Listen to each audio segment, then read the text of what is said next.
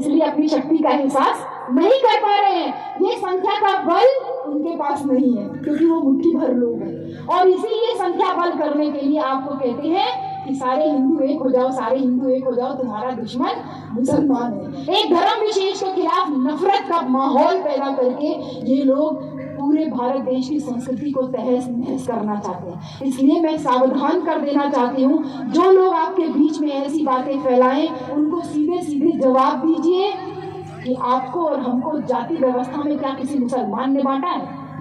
बताइए, आपको और हमको ऊंच नीच वाली व्यवस्था में क्या किसी मुसलमान ने बांटा है? बहन जी, वो राजस्थान में हमारा जो 12 साल का इंद्र मेघवाल बेटा, जिसको पानी की मटकी छू लेने पे पीट पीट के टीचर मार देता है, क्या वो कोई मुसलमान था?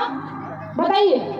हमारी बहन बेटियों के ऊपर जो अत्याचार कर रहा है, क्या वो कोई मुसलमान कर रहा है? फिर भी ये रात दिन जो नफरत का माहौल पैदा कर रहे हैं कि तुम्हारा दुश्मन मुसलमान है। जवाब दीजिए। आपने भारतीय संविधान जन जागृति समारोह ये आयोजन का नाम रखा है। इस संविधान में बनाने में सबसे बड़ा योगदान अगर किसी का है तो मैं तहे दिल से शुक्रिया करती हूँ हमारे भाई जो मुसलमान यहाँ बैठे हैं, आपका। क्योंकि आप अगर नहीं होते, हमारे आजम भाई नहीं होते, हमारे आजम भाई के पूर्वज नहीं होते, तो हमारे बाबा साहब संसद में जो है संविधान सभा में चुन के नहीं जा पाते।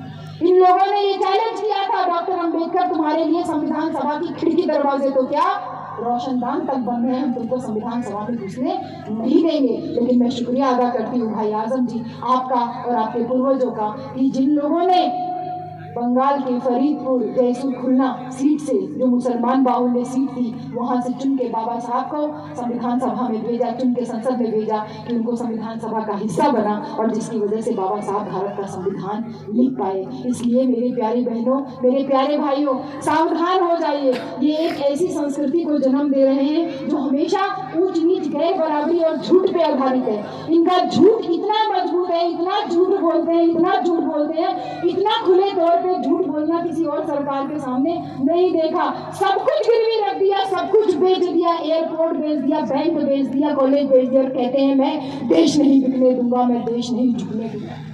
इतना खुले तौर पे कोई भी नहीं बोल पाता है। इसलिए सावधान रहिए, हमारी विरासत खतरे में है और ये विरासत को संजो के रखना आपका और हमारा काम है।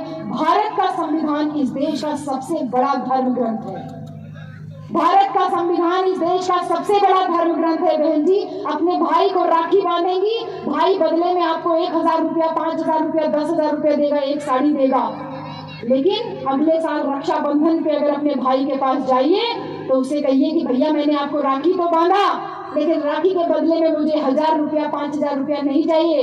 वो जो बाप 2 बीघा जमीन छोड़ के गए हैं, उस 2 बीघा में से 1 बीघा जमीन मेरे नाम पे कर दो, बस मेरी रक्षाबंधन की जो बधाई है वो मेरी पूरी हो जाएगी। भाई आपका डंडा ना उठा ले तो मेरा नाम बदल दे।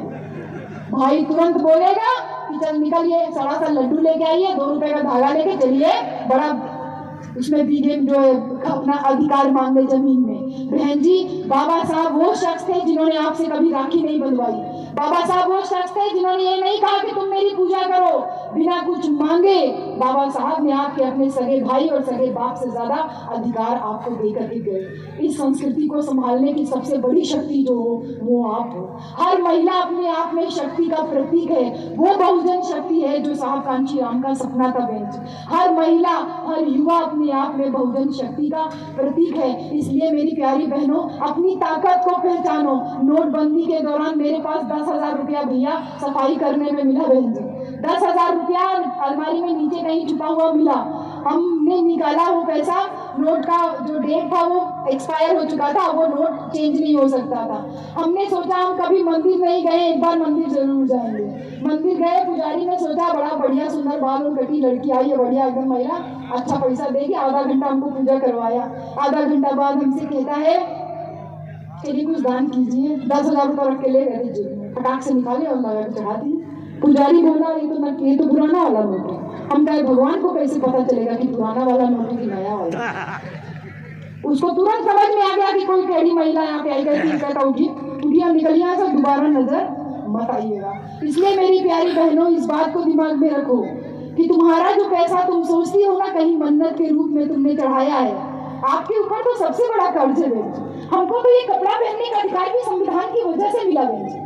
पढ़ना लिखना मान सम्मान तो आगे की बात है, ये जो बेसिक चीज है ना कपड़ा, ये कपड़ा पहनना भी हमको संविधान की वजह से मिला, नहीं तो वो समय भी था कि औरतें कमर से ऊपर कपड़ा नहीं पहन पाती थी। उसको समझ में आ गया कि ये टेढ़े दिमाग की औरत है, इसलिए आप भी अपना ये टेढ़ा दिमाग लगाइए कि आपका जो पैसा है ये आपके पति या आप कमा रहे हो तो ये आपको संविधान की बदौलत मिला है। इस पैसे को आपको कहीं पे भी उलूल जुलूल जगह पे नहीं खर्चा करना। जब भी हमारी सुषमा बहन जैसी बेटी जो इस कार्यक्रम को आयोजन करने में सबसे बड़ा, मुझे लगता है यहाँ तक लाने में सबसे बड़ा योगदान हमारी सुषमा जी और हमारे राकेश भाई, आप ही दोनों, आपसे भी मेरी बात नहीं हो रही थी बल्कि केवल सुषमा जी से बात हो रही थी। सुषमा जैसी बेटी जो एक क्रांति का कदम उठाती है, मैं सुषमा जी आपकी पर्सनल लाइफ को सबसे शेयर कर रही हूँ। सुषमा जी ज्योतिबा फुले की फैमिली की हैं और इनके पति देव जो हैं वो बाबा साहब की फैमिली के हैं। तो एक ताली मेरी सुषमा बहन के लिए भी बनती है जिसने इतनी क्रांति को जन्म दिया कि वो फुले फैमिली की हो करके